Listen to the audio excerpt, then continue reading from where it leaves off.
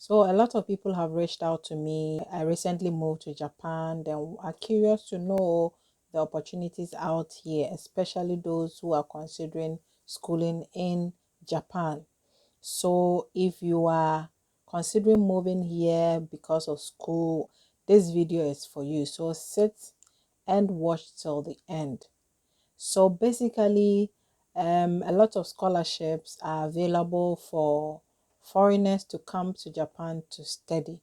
And most of these scholarships are being run or promoted by the Embassy of Japan in the various countries. So if you're in Africa, you have the various embassies within the countries like Ghana, Cameroon, Benin, all the countries. So embassy will promote those scholarships. So the government of Japan's scholarship is called MESC scholarships, and these scholarships.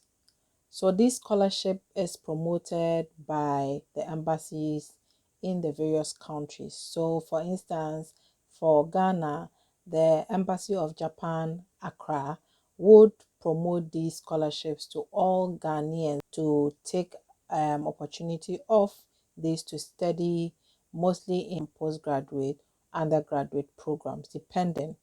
So, and also some of the universities are also being encouraged to take up this opportunity. So we have the embassy recommended scholarships, and we have the university recommended scholarship.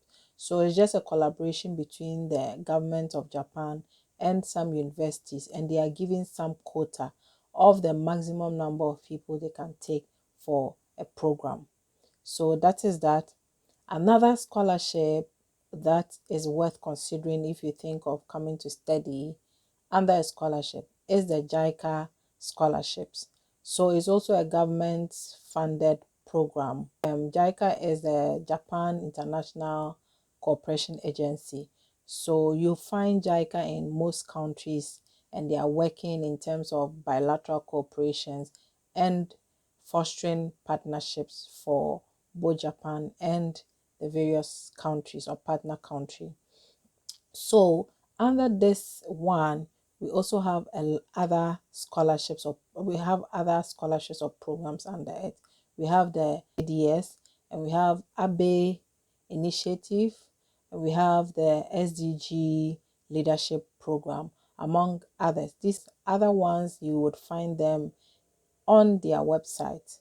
So now that we know the categories of scholarships available, what do you do?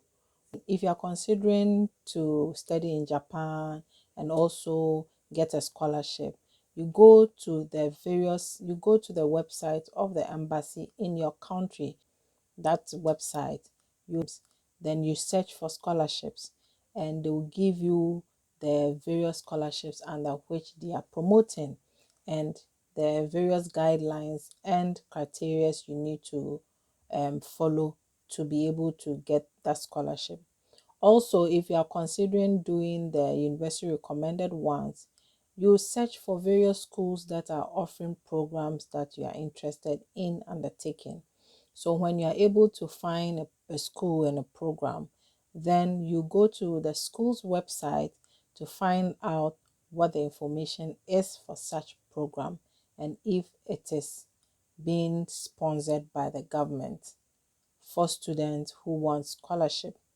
And these things are normally clear on the website. So if you find this, then you can download all the necessary documentations and start the process. The other one, which is the JICA ones, are the Abe Initiative, the SDG Leadership Program, and then the JDS, among others. You go to those websites, and the informations are normally there. What I know for sure is that these scholarships under JICA are mostly promoted to workers, government workers in various countries. So, for instance, if you are working in maybe a ministry or agency in Pakistan, you might be this scholarship will be circulated to the various ministries for interested, qualified officers or staff to apply for the scholarships. So if you are interested and you meet all the criteria stated in terms of age, program areas, whether it's for a master's, whether it's for a PhD or a research student, you start the process by filling the initial forms that would come from the Jaica office, and you take it from there. You wait for them. If you feel you qualify for the first stage, you are being asked to take up other forms and fill, and they will take you through. For the Jaica one, I'm sure they will take you through every step of the process, so you don't really have much problem, and you can always ask you can always ask the individuals who contacted you for help, questions, answering your questions, and further information regarding the particular program. Please note that these people who are facilitating this process, application processes within the Jaica office, are going to help you. So wait and follow whatever lead they give you, and things would run smoothly for you. So these are some of the things that you have to do before the next stage. When you get to the next stage of having to maybe you are accepted into a university. So the next stage is still with internal selections and screening and all that. So if you have finally been given acceptance or shortlisted, then you might be considered by university under these various programs I've listed, under these various scholarship areas I've listed. Some universities will require for you to write an entrance exam. Some of the universities require for you to have an interview. Some of the universities require of you to just fill the admission forms based on these scholarships. Some of the universities, so there are so many ways or particular criteria or qualification conditions for each of the universities you are applying for. And when these things come, you follow the instructions, read all the guidelines and processes to be able to undertake this.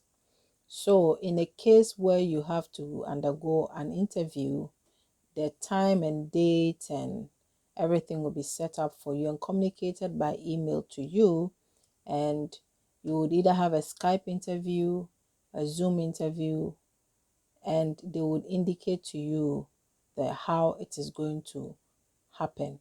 So mostly you would have a professor that would maybe a professor is likely to supervise you, and another professor who is maybe a dean of the program or some sort sitting for the interview, and basic information about you will be asked, and why the interest in the program you are coming for, and why their school. So you would have to justify a lot of things. Maybe talk more about your research interest, what you are going to research on, or your thesis is going to be, and all that. And when you convince them and you're accepted after the interview or exam, if you pass the exams, then the admission will be granted to you, and you can follow the other steps that has to do with actually coming to Japan. So I guess this is the little that I have. And if you are interested in more videos concerning studying in Japan, scholarships, and the various programs, I would actually have some friends of mine and people I know under these various programs feature on this channel and give you an in-depth information as to the processes they undertook and their experience so far. So if you have not subscribed until now, please do so, and look forward to my friends and the people I reach out to feature here and give you more information that might help you in your search. So these people would give you the information that you need to be able to successfully get a scholarship to study in Japan. So thank you, and